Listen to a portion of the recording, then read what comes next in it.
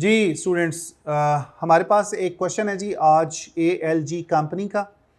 ALG company is launching a new innovative product on to the market. Student, ये वाला जो सवाल है बाय द वे ये है आपका OT केसेस का और बहुत अच्छा सवाल है। डिमांड फंक्शन इक्वेशन का ही है जैसे हमने पहले डिस्कस किया, और इसका एक आधा पार्ट है आपका प्राइस इलास्टिसिटी ऑफ डिमांड का।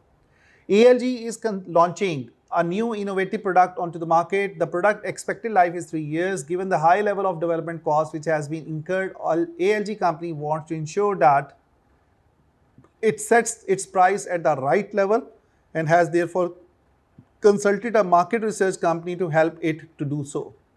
The research, which relates to the similar but not identical products launched by other companies, has revealed that the price of $60 annual demand would be expected to be 250,000 units. यानी कि current price अगर आपकी 60 है तो आपकी जो demand है that is 250,000 units की।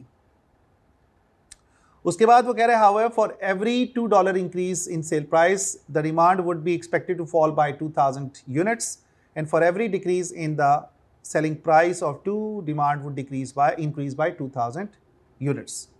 Demand can be expressed as P is equal to A minus 2 into A minus BQ as shown in the exam formula sheet. A forecast of the annual production cost which would be incurred by the ALG company in relation to the new product are as follows. आपके पास annual production units दिए हुए हैं 2 लाख, 2,50,000, 3 लाख और 3,50,000, और इसके साथ साथ आपको मटेरियल की कॉस्ट और लेबर की कॉस्ट और ओवरहेड्स भी दिए हुए हैं। What are the values of A and B in the demand curve given the information above? तो स्टूडेंट सबसे पहले तो अगर आप देखें तो हमारे पास जो करंट प्राइस है वो कितनी है जी, $60 की है। So our current price is equal to the $60। तो यहाँ पे हम लिखेंगे P is equal to $60, right students.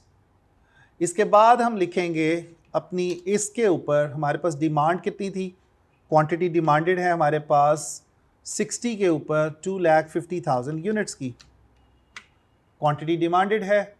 B की वैल्यू आपको नहीं दी हुई, बी की वैल्यू आपने कैलकुलेट करनी है। चेंज इन प्राइस है 2 and it is 2 by 2,000 units. तो हमारे पास जो बी की वैल्यू निकलेगी 0.001 की निकलेगी। तो स्टूडेंट इसी से हम ए की वैल्यू कैलकुलेट करेंगे और ए के लिए हम क्या करेंगे, अपनी प्राइस में से हम इसको ऐड कर देंगे, जो कि बी इंटू क्यू माइनस हो रहा था उस साइड पे जाके ऐड हो जाएगा। तो हम इसके लिखेंगे 60 प्लस 250,000 इंटू 0.01, तो it will give you the answer of 310। तो इसका मतलब हुआ स्टूडेंट्स के 310 is our A value and B value is 0.001। तो हमारे लिए जो आंसर बनेगा वो बनेगा जी D option, delta option. So this is A and this is B। सो इसने आपसे कॉम्बिनेशन पूछा हुआ था, तो हमारे लिए जो आंसर है वो है जी डेल्टा ऑप्शन। उसके बाद नेक्स्ट जो पार्ट है उसमें वो कह रहा है what is the price elastic demand at a price of $60। आपने price elasticity of demand calculate करनी है।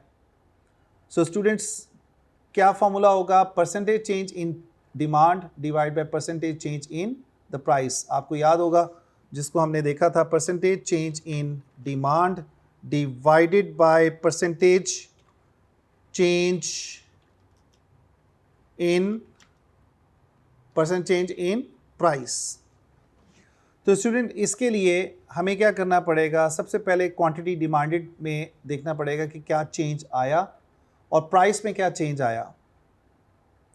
तो अगर आप देखें तो वही कह रहे हैं for every $2 increase in sale price, यानी कि that is the increase in sale price. अगर आपकी प्राइस $2 से बढ़ती है तो डिमांड जो है वो आपकी 2,000 यूनिट से कम होगी।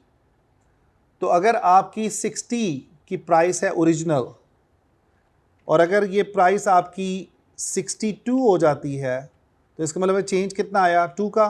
62 माइनस 60, और अगर आप देखें तो आपकी 60 के ऊपर डिमांड कितनी थी, 2,50,000 यूनिट्स की, 2,50,000 यूनिट्स की, और आपके पास जो चेंज आया दैट इज़ बेसिकली 2,000 यूनिट से कम होगी आपकी डिमांड, तो इट मीन्स कि इट विल बी 248,000। तो यहाँ पे आपको जो चेंज आया दैट इज़ 2,000, ठीक है। अब अगर आपने परसेंटेज चेंज इन प्राइस निकालना है तो क्या करेंगे, 2 divided by original price, percentage change in price, the change in price divide by the original price, और इसको अगर आप परसेंटेज में एक्सप्रेस करें सो दैट विल बी 3%। और इसी तरह अगर आप इन दोनों का जो डिफरेंस है इसको डिवाइड कर दें 250 थे, तो ये आता है जी आपका कितने परसेंट आएगा, 1 जो आपका आएगा 0.08%। तो इसको हम 1% लिखेंगे। Now what will be the price elasticity demand, 3 is the change in the price, by the way हमने लेना है दिस 1% डिवाइडेड बाय 3%। सो ये आपको जो आंसर आएगा वो कितना आएगा जी, it is 0.24। 0.24 is your price elasticity of demand, PED, price elastic demand.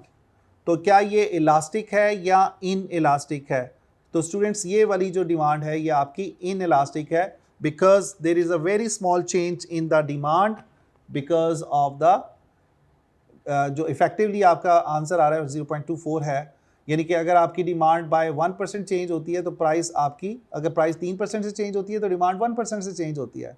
तो हमारा आंसर इस सूरत में बनेगा B option. What is the variable cost per unit, student variable cost per unit निकालने के लिए हमें क्या करना पड़ेगा, इन सारी कॉस्ट को पर यूनिट पे कन्वर्ट करना पड़ेगा, डायरेक्ट लेबर, डायरेक्ट मटेरियल, और इसके साथ आपने हाइलो मेथड का फॉर्मूला अप्लाई करना है to calculate your variable cost, ठीक है। क्वेश्चन नंबर 3 भी आपका इसी तरह सॉल्व होगा। क्वेश्चन नंबर 4 के अंदर वो कह रहा है at what level of activity output would ALG company to maximize the revenue, कहाँ पे आपका रेवेन्यू जो है वो मैक्सिमाइज होगा। पहले में वो कह रहा है कि जी where marginal cost is equal to the marginal revenue, where marginal revenue is equal to the zero by producing the total maximum quantity at the point where the elasticity is 0. तो what level of the activity is your revenue will be maximized, तो इसके लिए answer आपका students beta बनेगा। Question number 5 जो है वो आप खुद से ट्राई कर सकते हैं, इसका आंसर ए और सी बनेगा, but you can try this question at your own. तो स्टूडेंट्स ये वाला जो क्वेश्चन है एएलजी कंपनी का, ये आपका सॉल्व हो जाता है, तो इसको मैं यहाँ पे ग्रीन कर देता हूँ आपके लिए। इसी तरह का जो सवाल है स्टूडेंट्स हमारे सामने एक क्वेश्चन है जी आपका स्कल्प कंपनी का, ये भी डिमांड फंक्शन इक्वेशन का ही है, आप इसको भी ट्राई कर सकते हैं, बड़ा अच्छा सवाल है अंडरस्टैंडिंग के हवाले से। उसके साथ साथ इसका जो ए पार्ट है वो by the way it is about the theoretical area, अगर हम देखें तो ये आपका थ्योरेटिकल पार्ट है क्वेश्चन नंबर 1। क्वेश्चन नंबर 2 जो है प्राइस इलास्टिसिटी डिमांड आपने कैलकुलेट करनी है। क्वेश्चन नंबर 3 में आपने प्रॉफिट मैक्सिमाइजिंग प्राइस या ऑप्टिमम प्राइस कैलकुलेट करनी है, और उसके बाद आपने मिनिमम प्राइस कैलकुलेट करनी है, और मिनिमम प्राइस के बारे में मैंने आपको बता चुका हूँ, it is the sum of all the relevant cost. उसके बाद क्वेश्चन नंबर 5 में वो कह रहे हैं कि प्राइसिंग स्ट्रैटेजी क्या होगी, 2 चूज़ करनी है आपने इस सिनेरियो के अंदर, तो ये क्वेश्चन आपने ज़रूर घर से करना है। इसको मैं हाईलाइट कर रहा हूँ with the red, so that is an assignment for you.